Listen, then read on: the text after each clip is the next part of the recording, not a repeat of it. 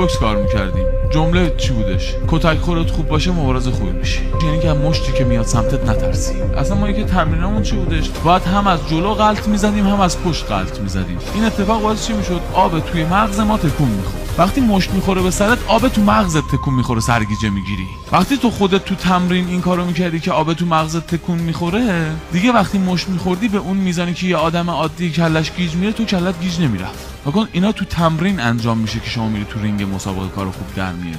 تمرین ما تو مذاکره چیه؟